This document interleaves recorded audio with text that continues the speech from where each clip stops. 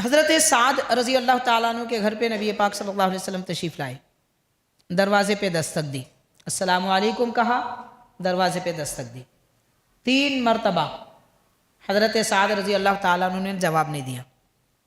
جب ان کو محسوس ہوا کہ چوتھی بار حضور نے سلام نہیں کیا، دروازے پہ دستک نہیں دی، فوراً باہر نکلے، دوڑتے ہوئے سرکار کے پیچھے گئے، معذرت چاہی کہ حضور دراصل میں چاہتا تھا آپ بار بار سلام کریں،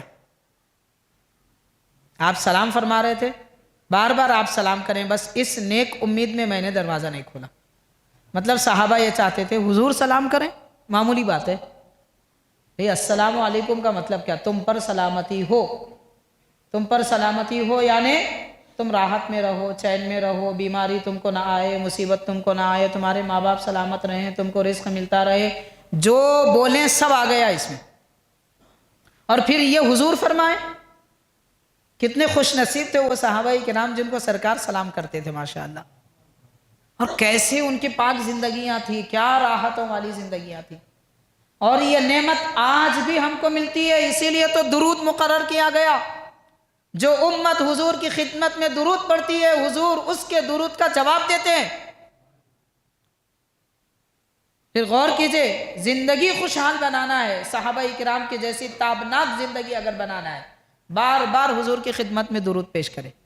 خیر وہ صحابی عرض کرتے ہیں حضور بس اس خاطر میں نے دروازہ نہیں کھولا۔ سرکار پھر دوبارہ گھر میں تشریف لائے، کچھ دیر بیٹھے تھے کہ پھر دوبارہ دروازے پہ دستک ہوئی اور باہر سے آواز آئی۔ حضور نے فرمایا کون ہے؟ تو باہر سے آواز آئی، کیا کہا؟ آواز آئی انا ام ملدم۔ وہ کہنے لگی کہ حضور میں ام ملدم ہوں۔ ام ملدم ایک بیماری کا نام ہے، اس بیماری میں بخار بھی آتا ہے، اس بیماری میں بدن کا خون سوکھ جاتا ہے، اس بیماری میں بدن پر پلساہٹ آ جاتی ہے، یعنی ارقان کے جیسی کیفیت ہو جاتی ہے، اور بہت ساری چیزیں آتی ہیں۔ یہ ام ملدم بڑی خطرناک بیماری ہے، عرب میں زیادہ پھیلتی تھی۔ خیر تو وہ کہنے لگی کہ حضور میں ام ملدم ہوں، بخار لے کر آئی ہوں، ایسا بخار کہ لوگوں کے خون کو چوس لے، اور ایسا بخار کہ وہ شکایت میں مبتلا ہو جائیں تو پھر نجات نہ پائیں۔ تو پیارے آقا صلی اللہ علیہ وسلم نے فرمایا لا مرحبا بکی، تیرے لیے کوئی مرحبا نہیں ہے، خوش آمدید نہیں ہے، جا چلی جا۔ بخار سے، ام ملدم سے حضور بات فرما رہے ہیں۔ تو وہ کہتی ہے کہ حضور آپ اجازت دیں کہاں جاؤں؟ تو ایک روایت میں آتا ہے نبی پاک صلی اللہ علیہ وسلم نے فرمایا اہل قباء کے پاس جاؤ۔ مدینہ پاک کے قریب جو قباء کی بستی تھی اس وقت، اب تو مدینہ پاک میں داخل ہوئی ہے، تو وہاں جو حضرات رہتے ہیں ان کے پاس جاؤ۔ تو بیماری چلی گئی۔ چند دن کے بعد صحابہ کرام قباء کے صحابہ حضور کی خدمت میں آئے، ان کے چہرے بدل گئے تھے، چہرے پہ پلساہٹ تھی، آنکھوں کا رنگ بدل چکا تھا، لال آنکھیں نہیں تھی، پیلی پڑ چکی تھی۔ حضور نے دیکھ کر فرمایا تمہیں کیا ہوا؟ عرض کرنے لگے حضور چند دنوں سے ام ملدم میں مبتلا ہے۔ تو حضور نے فرمایا دعا کروں کہ بیماری چلی جائے یا نہ کروں کہ رہے تو تمہارے لیے پاکی مل جائے؟ کیسے صحابہ کرام تھے؟ عرض کرتے ہیں حضور اگر اس بیماری سے ہمیں طہارت ملتی ہے، پاکی ملتی ہے، تو یہ بیماری ہم کو قبول ہے۔ اور ایک دوسری روایت میں آتا ہے حضور پاک صلی اللہ علیہ وسلم نے فرمایا یہاں مدینے میں اللہ کا ذکر کرنے والے رب کے محبوب بندے رہتے ہیں، اے بیماری جہاں رب کے نافرمان ہیں تو وہاں چلی جا۔ تو بیماری چلی گئی اور پتہ چلا چند دنوں کے بعد میں کہ فلاں مقام کے مدینے کے اطراف میں فلاں فلاں مقام پہ جو رب کے نافرمان تھے وہ اس بیماری میں مبتلا ہے۔ تو پتہ یہ چلا کہ حاضرین اللہ تعالیٰ نے پیارے آقا کو وہ اختیار دیا ہے، حضور چاہیں تو وبائیں ٹال دے اور چاہیں تو وباؤں کو فلاں مقام پہ بھیجے۔ یہ اختیار حضور پاک صلی اللہ علیہ وسلم کا ہے، لیکن افسوس آج ہمارے پاس وبائیں آتی ہیں، پریشان ہو جاتے ہیں، یہ ہو گیا وہ ہو گیا۔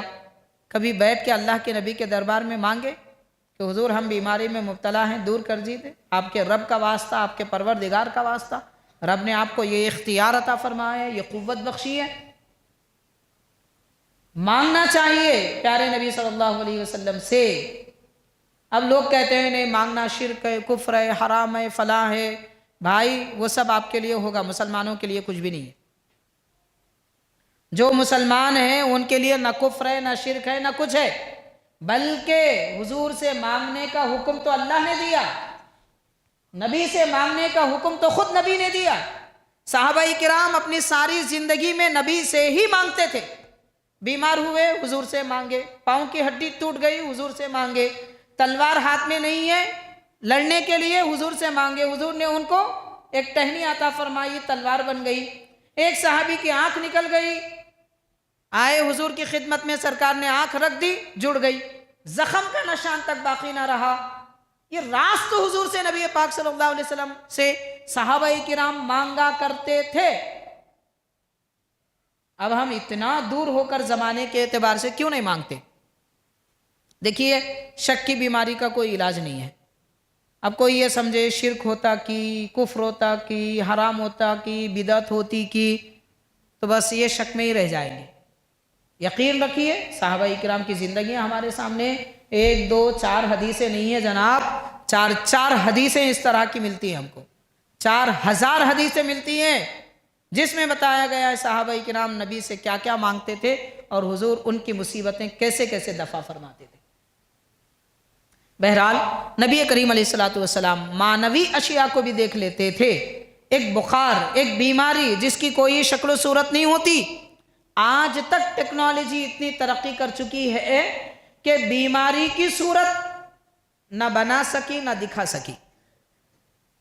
بتائیے آپ، کیڑے جراثیم کیا ہیں، ان کی شکل تو بنا لیے لوگ، بنائے یا حقیقت میں ویسے ہے نہیں پتا، اللہ عالم۔ کورونا کے کیڑے کا ایک اس کی شکل دے دی ہے، صورت دے دی ہے، اور DNA کی ایک شکل دے دی ہے، اور وہ سفید خون سیلز، ریڈ سیلز اور وائٹ سیلز، اس کے بارے میں کوئی شکل دے دی ہے، وہ فلاں کی شکل دے دی ہے، چھینکے تو اس سے نکلنے والے کیڑوں کی شکل دے دی ہے، مگر چھینک کی شکل، بخار کی شکل کہاں ہے؟ سرکار دو عالم صلی اللہ علیہ وسلم ان کی شکلیں دیکھتے تھے، ان سے باتیں کرتے تھے۔ ایسے کریم آقا کی امت ہو کر پریشان، ایک کونین کا ملجا، وہ ماوا رب نے آقا کو بنایا ہے، اس نبی سے تعلق توڑ کر کہاں جائیں گے؟ در در بھٹکتے رہیں گے اگر نبی کا در چھوڑیں گے۔ اس لیے حاضرین، ایمان اور محبت کا تعلق پیدا کیجیے۔ جیسے بچے اپنے ماں باپ سے گڑ گڑا کے، بل بلا کے مانگتے ہیں، 70 ماؤں سے بھی زیادہ اللہ تعالیٰ، اللہ کے رسول ہم سے محبت کرتے ہیں۔ پھر ان سے ویسا مانگ کر دیکھیے جیسے ماں باپ سے مانگتے ہیں۔ بڑے ہو جاتے ہیں بچے، تب بھی ماں باپ کے سامنے ایڑیاں گھس کے ضد کرتے ہیں، اللہ کے سامنے، اللہ کے دربار میں، اللہ کے رسول کے سامنے مانگیے، پھر دیکھیے کیا کچھ نہیں ملتا۔ وہ سب بیکار باتیں ڈھکوسلیں، وہ شرک ہو جاتا، کفر ہو جاتا، مسلمان کو کچھ نہیں ہوتا، یہ بات یاد رکھیے آپ۔ قرآن پاک میں اللہ کا حکم ہے، وَلَوْ أَنَّهُمْ إِذْ ظَلَمُوا أَنفُسَهُمْ جَاءُوكَ، اے نبی، آپ کی امت میں کوئی اپنے آپ پر ظلم کرے تو آپ کے پاس آئیں، اللہ سے معافی چاہیں، اور رسول صلی اللہ علیہ وسلم آپ ان کے لیے اللہ کے دربار میں مغفرت طلب کریں، اللہ تعالیٰ توبہ بھی قبول کرے گا، رحمت بھی نازل فرمائے گا۔ اللہ سے مانگنا ہے ہی، کون نہیں مانگتا؟ مسلمان ہے تو اللہ سے ہی مانگتا ہے۔ چرن پرن پتھر کیڑے بھی اللہ سے مانگتے ہیں، ہم بھی اللہ سے مانگتے ہیں، لیکن اللہ تبارک و تعالیٰ نے اس سے مانگنا جیسے جائز رکھا، نبی سے مانگنے کو بھی رب نے جائز کہا، بلکہ تعلیم دی کہ تم نبی کے وسیلے سے میرے پاس آؤ۔ بہرحال حاضرین کرام، حضور پاک علیہ السلام معنوی اشیاء، بیماریوں کو بھی ان کی شکل و صورت میں دیکھ لیا کرتے تھے۔